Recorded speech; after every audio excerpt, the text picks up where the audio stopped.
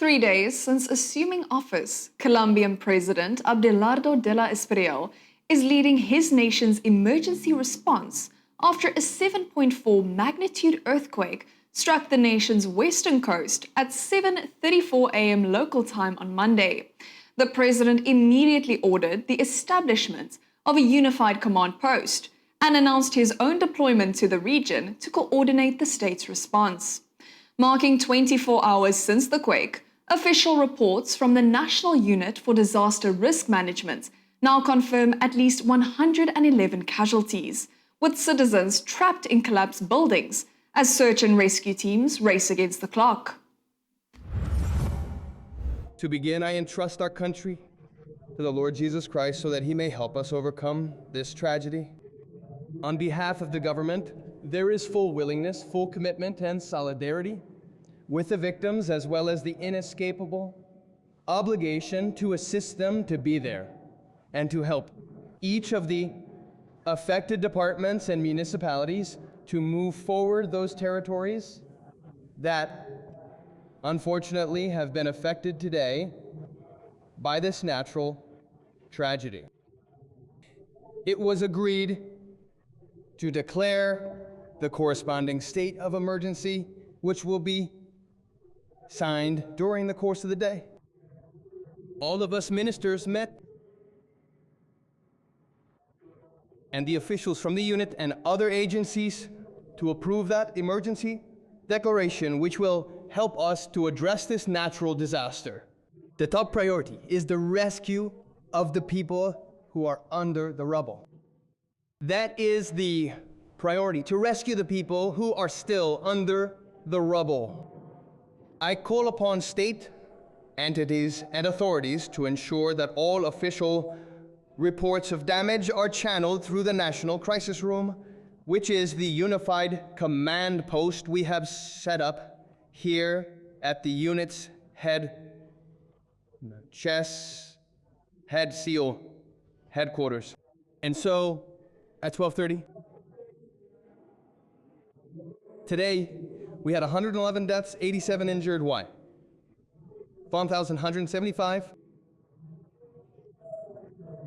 damaged homes, 37 homes completely destroyed, 61 collapsed buildings, 18 damaged health centers, 52 damaged educational centers, 17 damaged community centers, 18 damaged roads, 6 airports with infrastructure damage. In the latest developments in the US-Iran conflict, President Donald Trump is turning the tables on Tehran after Iran demanded compensation from Washington for damages sustained over the past 5 months of conflict. President Trump is now considering reciprocal claims against Iran for its terrorist activities spanning the last 50 years. Mr. President, in addition to this big announcement, you've also been posting about Iran today opposing their latest demands. You said this last round of talks was Iran's last chance before decapitation. So what now? What comes next? You'll find out. Are you still, are massive escalation, is that still on the table? Well, we have that, certainly that ability if we want to do that. Yeah, you'll find out. You said you're low-keying it with them, that you're semi-negotiating. What exactly does that mean? Well, they asked for reparations, you might say, or they asked for money for the damage that we've done. I said, that's a good idea. Well, we're going to ask for money for the damage they've done over a 50-year period. Whether you go SS Cole or whether you go all of the people that were so badly hurt, so badly wounded or killed, many thousands of people, and maybe damages for the 52,000 protesters over the last 4 months that were killed in Iran. We think their families should get damages for killing their person or their child or mother, father that were protesting. It's at least, it was 52,000 a month and a half ago. So now what is it? So if there's damages to be paid, I think Iran should pay those damages. Making international headlines, former NBA star Enes Kanter is challenging the Women's National Basketball Association's stance on allowing men in women's sports.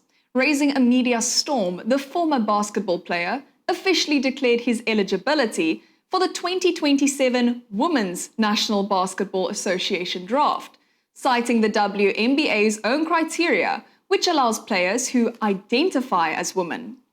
Weighing in at roughly 113 kilograms, with a staggering height of 2.08 meters, the former NBA champ forced the hand of the Women's League to finally define what a woman is, because biology just wasn't enough.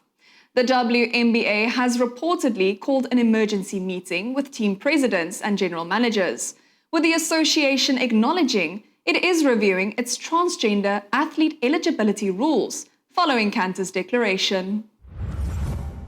After careful consideration and reviewing the current eligibility guidelines, I am officially declaring myself a WNBA prospect. If simply declaring who you are is all that's required, then I meet every single requirement necessary to compete in the WNBA. My team and I have carefully examined the WNBA's eligibility criteria and governing framework surrounding self-identification and inclusion. Based on the current guidelines, I can and am officially declaring my eligibility for the upcoming WNBA draft in May 2027. I am definitely not here to mock, make fun of, or disrespect any community or personal choices. I am simply asking that the current rules be applied equally to everyone. The rules that represent the very values many WNBA players and coaches have publicly advocated for. My team and I are prepared to ensure these guidelines are applied equally, consistently, and without exception. And I look forward to the WNBA honoring its stated principles. Working to advance Israel's position as a global superpower in the field of AI and to promote its economic success, Prime Minister Benjamin Netanyahu has announced Israel's launch of its national AI program. In a joint ceremony on Sunday, the Prime Minister and the head of the National AI Directorate, Brigadier General Erez Escal, launched the program, which has been under development for several months. קודם כל, זה אני, זה לא בוט. עכשיו, עצם העובדה שאני יכול להגיד את זה, וזה מתקבל כבדיחה, אבל לא ממש כבדיחה. זה אומר לכם באיזה שינוי כביר אנחנו נמצאים. אנחנו עומדים בפתחו של עידן חדש, והבינה המלאכותית זו לא עוד טכנולוגיה. היא הולכת לשנות את העולם, היא הולכת לשנות את החיים של כל אחד ואחד מאיתנו, של הילדים שלנו, של הדורות הבאים. זה שינוי מדרגה שקורה כמו המהפכה התעשייתית פחות או יותר. אנחנו נמצאים אבל בחלון הזדמנויות היסטורי, אבל קצר מאוד. משום שקצב השינויים הוא כל כך גדול, שאם אתה לא שומר ומקדם את עצמך בגל הזה, אתה פשוט תישאר מאחור. ואנחנו לא יכולים להישאר מאחור. אין לנו זמן לבזבז. ואנחנו לא רוצים רק לא להישאר מאחור, אנחנו רוצים להיות במקום אחד, במקום מוביל. אמרתי את זה בזמנו גם בנושא הסייבר, ואמרתי שאנחנו נהיה בין 5 המדינות המובילות בעולם, לא כל כך קיבלו את זה. זה היה לפני 10 שנים בערך. והיום אנחנו במקום השני. בהשקעות במיזמי סייבר, ישראל היא שנייה אחרי מדינה אחרת, ארצות הברית, אבל זה אומר שיש לנו יכולות עצומות. אנחנו רוצים להבטיח בתוכנית הזאת 2 דברים יסודיים. אחד זה הבטחה של ישראל כמעצמה עולמית, אני מדגיש עולמית, בתחומי ה-AI, וקידום שגשוג לכלכלת ישראל, אבל גם לאזרחי ישראל, לילדי ישראל. זה חשוב. עכשיו... For more global updates, stay connected to the Love World Network stations.